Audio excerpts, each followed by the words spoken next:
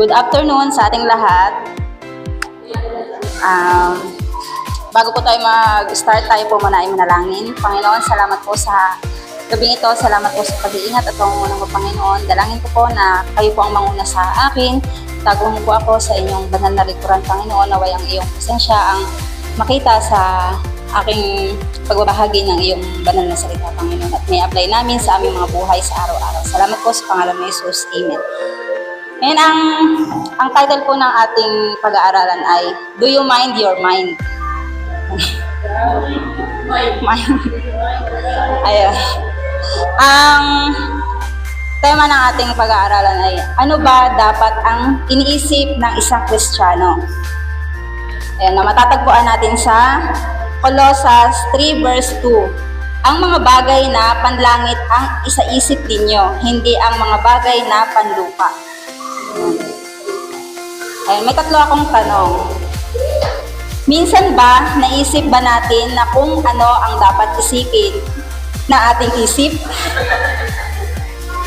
Kasi minsan iniisip lang natin yung puso or kung ano. Minsan ba inisip din natin yung isip natin kung pagod na ba? Minsan na bang, pangalawa, minsan na bang nawalan tayo ng gana mag-isip? Yung tipong parang gusto mo na lang maging statue, maging manikin, yung parang pagod ka, yung tulala. Tapos sangatlo, minsan na rin ba nating naranasan na magdesisyon sa ating buhay nang hindi pinag-iisipan? Yun yung parang biglaan na, sige, payag. Then, ayun, may tatlo akong puntos. Una, feed your mind with God's Word. Para sa ating mga Kristiyano, paano ba natin papakainin? Magbasa ng Bible, ng salita ng Panginoon, mag-aral ng salita ng Panginoon, makinig o umattend sa gawain ng Panginoon. And dahil ang ating isip ay makapangyarihan sa lahat ng aspeto ng ating pagkatao.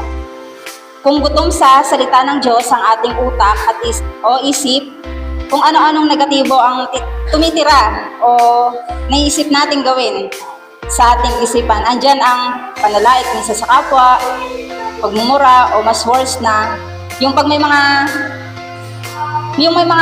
galit sa atin, minsan, lalo na kapag unbeliever, di ba? Yung minsan, pinapatay mo na sa isip mo yung tao, sinasakal mo na ganun. So, sobrang panggigigil mo.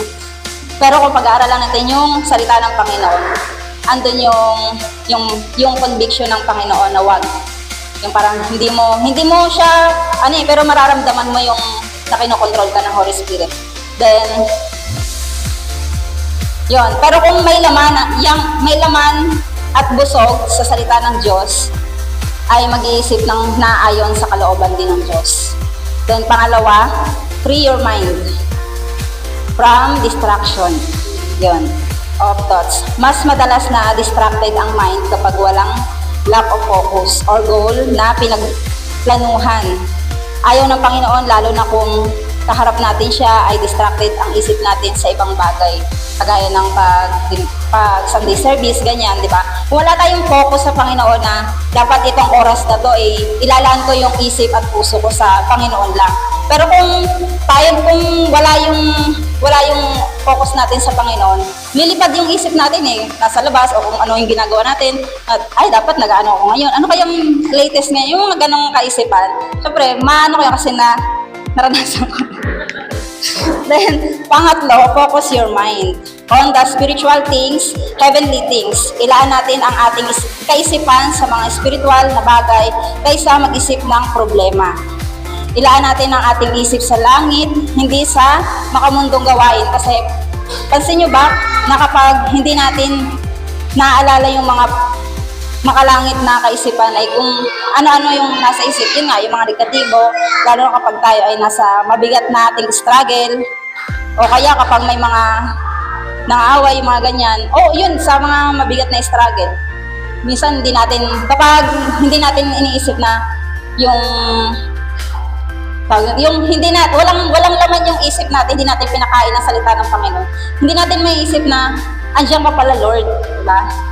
Tapos hindi natin may isip na lumapit sa Kanya, kundi pag hindi natin yung nakakalimutan natin yung pangako ng Panginoon kapag hindi natin siya iniisip na andyan lang siya, kasama natin. Kaya kami tinawag ni Emmanuel kasi kasama natin lagi yung Panginoon. Pero kung wala yun sa isip natin, kung hindi natin ina-apply yung mga tinuturo, yung salita ng Panginoon, is kung ano-ano yung mga negatibo. Mas worse na minsan, binibigyan na lang ng iba yung depression, binibigyan ng sariling buhay doon kay kamatayan. Kasi hindi na nila alam kung sino yung dapat lapitan. Then, yung application is, ang mga aral at salita ng Diyos ang ating alalahanin, lalo na sa araw-araw nating pamumuhay at mga pagkakataon na dumaraan sa ating buhay. Tapos yung conclusion is, si Lord lang ang una nating isipin sa panahong tayo ay nagagalak. Kasi kadalasan minsan masaya ka pero hindi mo naalala na yung Panginoon pala yung dahilan kung bakit ka masaya, lalo na sa ating mga Kristiyano. Then lalo na kapag nasa struggle tayo. Then, ayun. Tayo po ay manalangin para sa ating pangwakas. Panginoon, salamat po sa inyo pong presensya. Salamat sa inyong mga turo.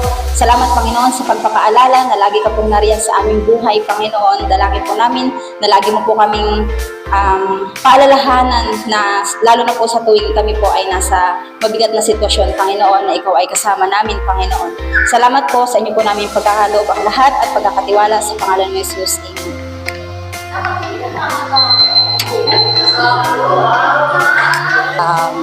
Ako nga pala si Sister Jane Tulay, may 2 anak at nag-iisang asawa. Ayun. Ang ating pong teksto sa hapong ito ay magmumula sa Santiago chapter 4 verse 17. Sabi dito, kaya nga ang sinumang nakakaalam ng mabuting dapat gawin, ngunit hindi ito ginagawa ay nagkakasala. Purihin ang pagkabasa ng salita ng Diyos. Tayo po ay pumikit at panalangin. Ama naming Diyos na makapangyarihan sa lahat. Salamat po, Ama, sa oras na ito, sa pagkakataon na ibahagi ang iyong mabuting balita. Panginoon, samahan mo po ako, Diyos. Itago mo po ako sa iyong banal na likuran. Ikaw ang makita sa akin, Panginoon, hindi ang aking kahinaan, Lord. Maraming salamat, Ama. Ito po ang aking dalangin sa pangalan mo, Jesus. Amen.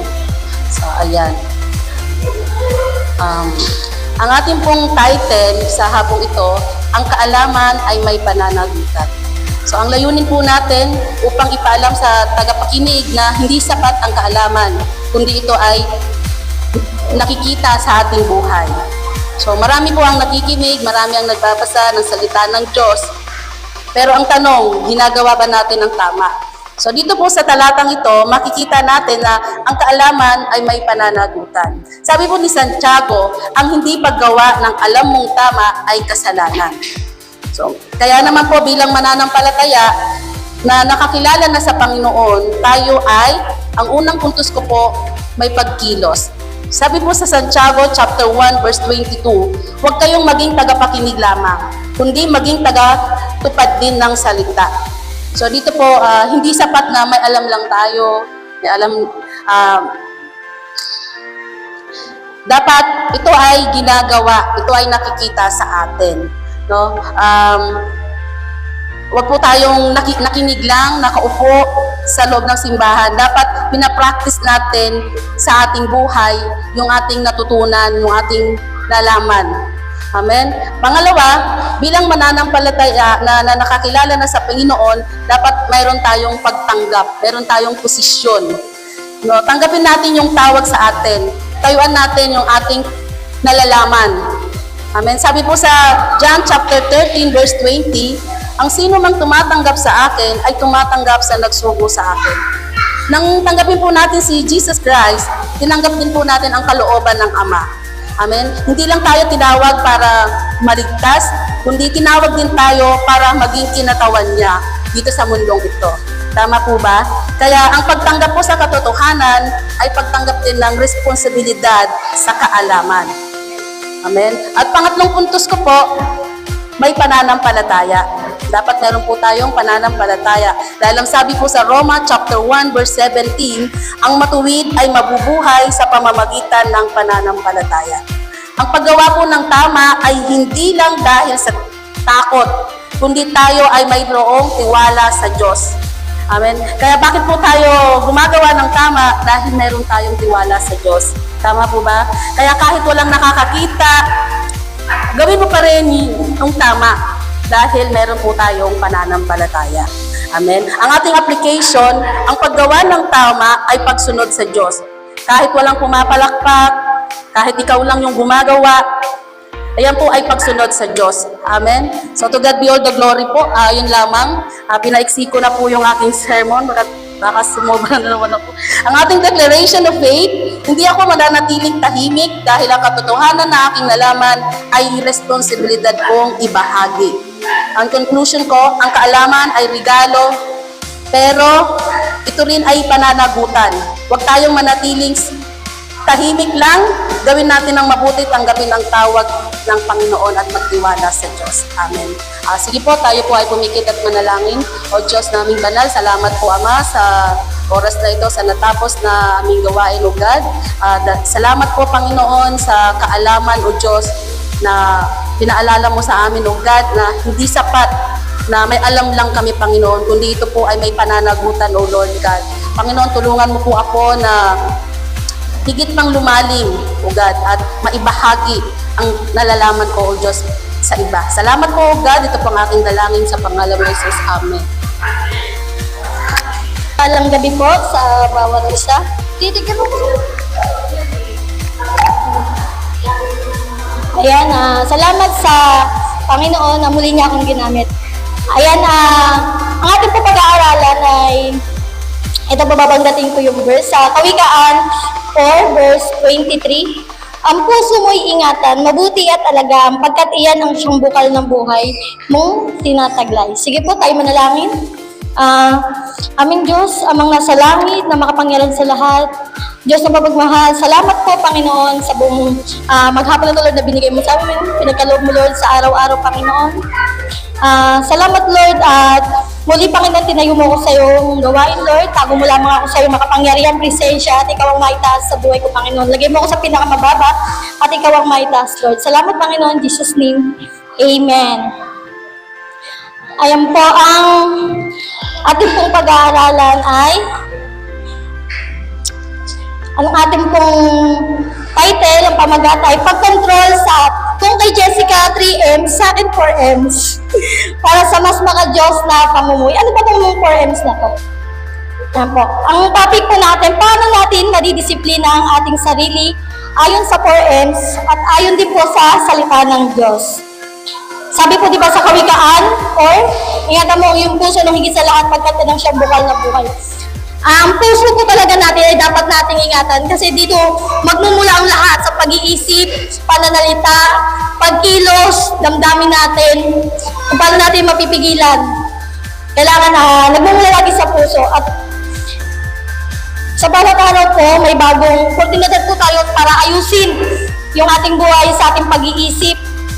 Ang 4M's po na to ay mind, mouth, mood, and money.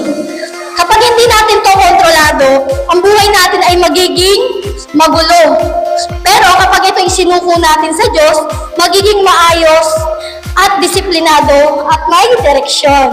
Yes, pag-una po, yung mind, renewed thinking leads to transformed living. Sabi po sa Romans 12 verse 2, be transformed by renewing of your mind. Sa Tagalog po, huwag kayong makiayon sa takbo ng mundong ito. Sa halip, hayaan ninyong baguhin ng Diyos ang inyong pag-iisip upang maunawaan ninyo ang kanyang kalooban.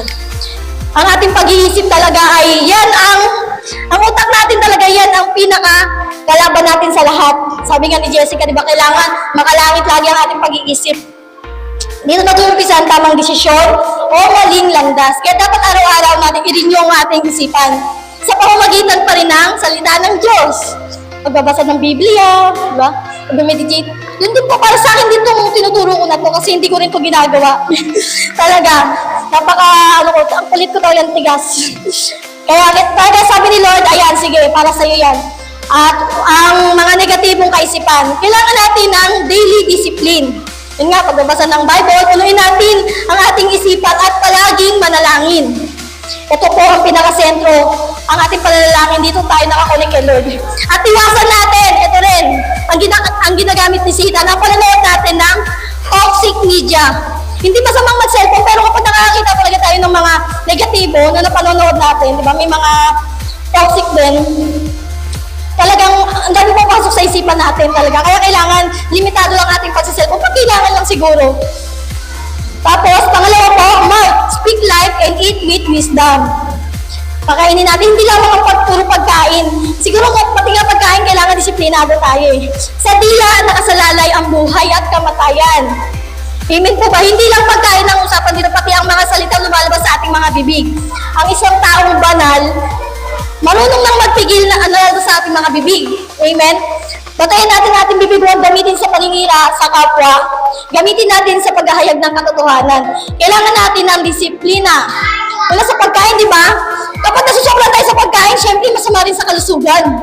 Di ba? Nagkakaroon tayo ng sakit. Kaya kailangan, sabi ni Taning, kumain ka na kumain. Sarap ng pagkain. Kasi ikaw, di ba? Kahit busog ka na, sige lang. Tapos, kailangan gamitin natin speak, encourage. Kailangan gamitin natin sa mga taong wala pa kay Kristo.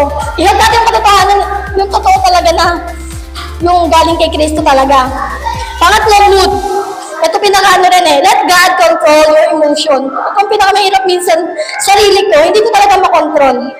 Di ba sabi po sa Galatia 5, verse 22 hanggang 23, yung bunga ng banal na spirito. But the fruit of the Spirit is love, joy, peace, patience, and kindness.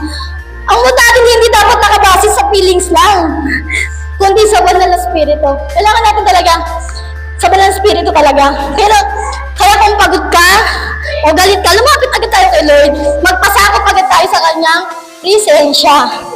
Hinihingal ako. Kailangan ng disiplina. Piliin natin palagi ang magpatawad at makapagkumbaba. Yan ang tunay na anak ng Diyos. Pang-apat, money. Ito rin ang pinakamahirap. Pagpunta sa pera.